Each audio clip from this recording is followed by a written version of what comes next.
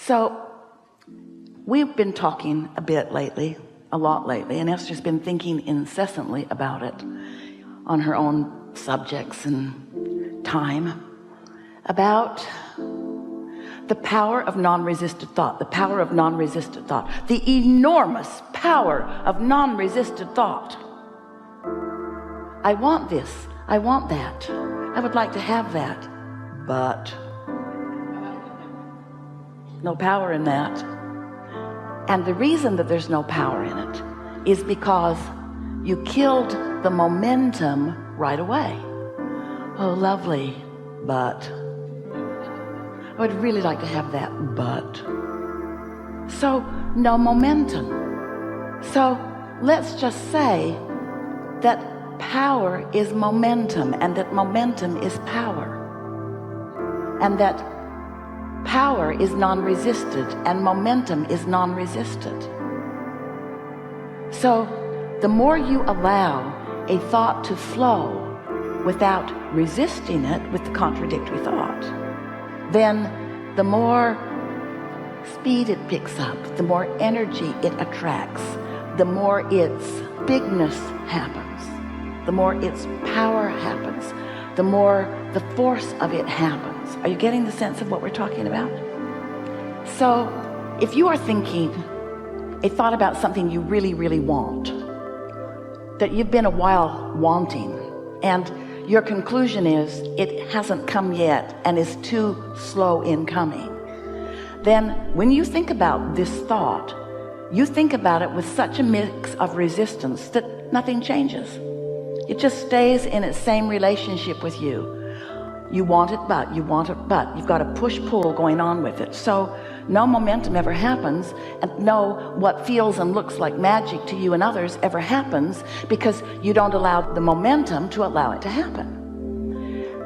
If you have a thought about something that you don't care that much about, you're not offering much resistance to it because you're not thinking about it that much, but you're not really encouraging the momentum of it either, because you're not focused upon it. But this is the thing that we want you to hear. Even though you're hardly even thinking about it, the fact that you're not offering resistant thought means it's gaining momentum. So things you sort of kind of care about or sort of kind of want that you don't offer very much resistance to, they get bigger and bigger and bigger and bigger. The momentum comes and they keep presenting themselves to you in different ways, and then they get big enough that you see them. We love you so much, and then when you see them, what do? But then you offer the resistant thought, because you believe in the but. You believe in the objectivity. You don't want to look like a crazy dreamer. You don't want to look like someone who doesn't face reality. And we want you to be someone who is fine with us if you face reality. We just wish you'd be a better selective sifter about which parts of reality you face. We don't want you to make stuff up. We don't want you to irritate people by saying things that are absolutely opposite of what they are. But we also want you to speak more about what you desire. So we'll talk about that as we are moving forward here today. How can you manage the energy of your own thoughts? How can you allow more momentum to flow?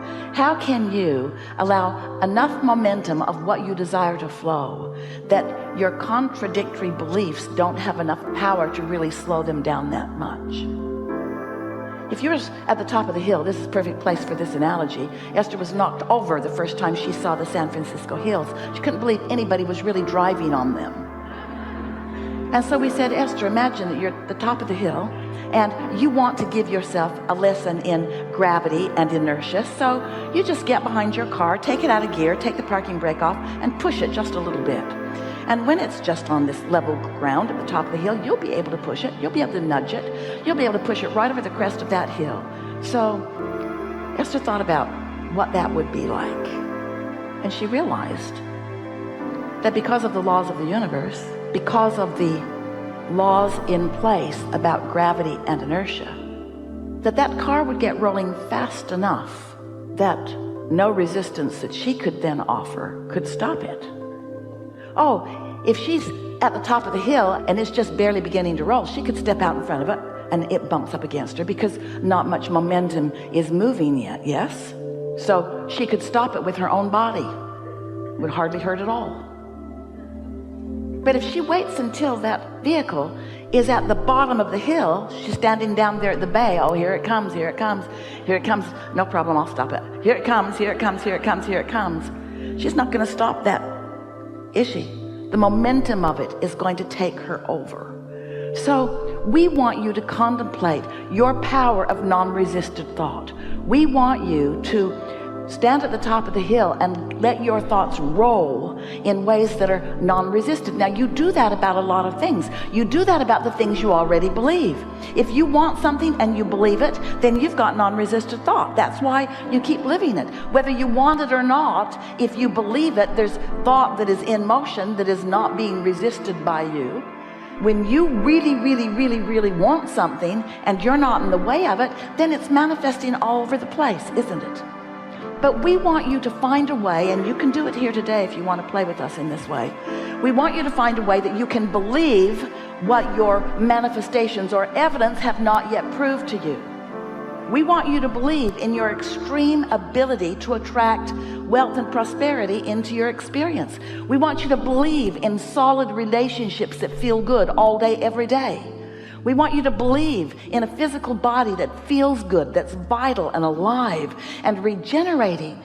We want you to believe in the things that feel good to you. We want you to believe in the things that you want, not just the things that you've already got. You don't even, we love you so much, you don't even do a good job of believing in what other people have received.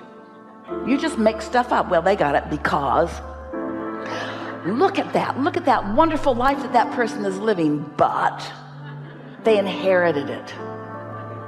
Lazy. They struggled not one bit. They don't deserve it. And we say, they deserve it. Esther had the most wonderful experience with her family the other night around a table. They'd play games every now and again. If you were on a desert island, what would you bring? What's the one thing that you would bring? Such a fun game. Makes you want to hang out with a lot of people that bring different things. Which is kind of what your plan was when you decided to come into this environment. You need to hang out with a lot of people that bring a lot of different things. And as you play with each other collectively, you have a lot to choose from. You benefit each other. And so this particular game, Luke asked for the game. And he said, if you could only have one wish.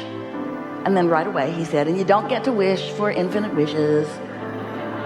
He's played with other adults before. What's your one wish? And they went around the table and Luke said, I want things to be equal. And everyone went, oh. And Esther said, they already are. Nobody wants to buy that because it doesn't look equal. And Esther knew it wasn't the time to explain that source energy is aware of everyone equally and flowing to everyone, and that the abundance is raining down, and that the factor is the letting it in factor, the believing factor, the allowing factor. But here's this young kid, already in his young life, he's decided that things aren't equal because he sees people having different results. And so his assumption is it's in the offering factor. If things aren't equal, then there must be something wrong with whoever is dishing out the stuff. They must be mixed up. They are unfairly offering the abundance to the universe. They're offering it over there and not over there, and they're offering it over there and not over there. Because some people are sick and some people are well and some people are happy and some people are sad and some people are prosperous and some people aren't. In other words, there's all kinds of injustice that this very young person is witnessing as he looks around the world, and his logical conclusion is it's not equal. It's not equal because the manifestations are so varied. It is not equal. And Esther wanted to have 100 hours that she could just sit and softly explain the equality of the law of attraction. the fairness of it, the offering of it to everyone. And Esther knows that it doesn't seem equal if you're in an environment where people are optimistic, and so you just pick that habit up, as compared to somebody who's in an environment where people are very pessimistic and you pick that up. Esther gets it that different people are having different exposure to life, but she wants so much for everyone to understand that there is this power of the universe that is available to everyone. And it's a power that as you pay attention to how you feel, you can feel your in this moment allowance and utilization of it, or you can feel your pinching offiness of it. You can feel it. And so all day, every day, Esther and those like her, you guys, are having exposure to life that's letting you know. When something comes into your experience, notice the vibrational quality of it. And by that we mean, pay attention to the way that you've been feeling about that. There are two ways to know what you're creating in your experience. Two ways. One is wait till it manifests and then you look at it and say, yeah, that's about right. Or feel it before it manifests and then decide whether to encourage the feeling further or whether to choose something that feels differently. Because there is a momentum in every thought, and the things that you are thinking about are coming to you, whether you want them or not. You are powerful creators. You just have an abundance and a non-physical energy and a well-being stream and source energy who has been here and been here and been here, who is being here and being here and being here, who is on your side, who is promoting the things that you care about. But this law of attraction is an across the board, very even deal, where you get what you think about whether you want it or not. But you don't get what you think about whether you want it or not without knowing the direction of it. In other words, you can tell by the way you feel, because your inner being is source energy and thinking about the things that you are thinking about, and has a very clear perspective. When you say you want something, your inner being thinks, yes, yes, absolutely yes. And when you think, I want that, and then you are thinking, but, now there's a difference between your yes thought from your inner being's point of view and your but thought from your point of view, and that's what equals the contradiction in energy, which is the reason that you feel the way you feel. So if you will just make a decision that you care about how you feel. Esther had an experience lately where she made a decision about something, let someone in her life up close pretty good, felt weird right from the beginning. And instead of following her guidance, she overrode her guidance by wanting to give that person the benefit of the doubt. Because that's what good humans do. And then it got bigger and bigger and bigger and bigger and bigger and bigger and bigger and bigger and bigger and bigger and bigger and bigger. And then she said, I knew it then, I knew it then, I knew it then, I knew it then, I knew it then, I knew it then, I knew it then. I really know it now. I really, really, really know it now. I really, really, really know it now. And we don't want any of you to beat up on that. We just want you to start paying attention to what you knew and how it turned out, how you felt and how it turned out. We want you to start guiding yourself in the direction of what you want, not controlling others, controlling your own vibration and therefore controlling your own impulses. You are under the influence of source energy or something else in every moment of every day. And when you are under the influence of source energy, you feel clear-minded and sure-footed. And when you're under the influence of something else, oh, there's impulse. In other words, we get it that you might feel a desire to help out. We get it that you might be inspired by something other than source energy, because every thought that's ever been thought still exists. And the law of attraction has gathered those thoughts into rivers and streams and currents that you can step into and have a pretty good ride on. We get it. We just want you to be more selfish and therefore more aware of the vibrational variance, the possible vibrational variance, the probable vibrational variance, the usual vibrational variance between what your inner being is thinking about whatever you're thinking about and the way you're thinking about it.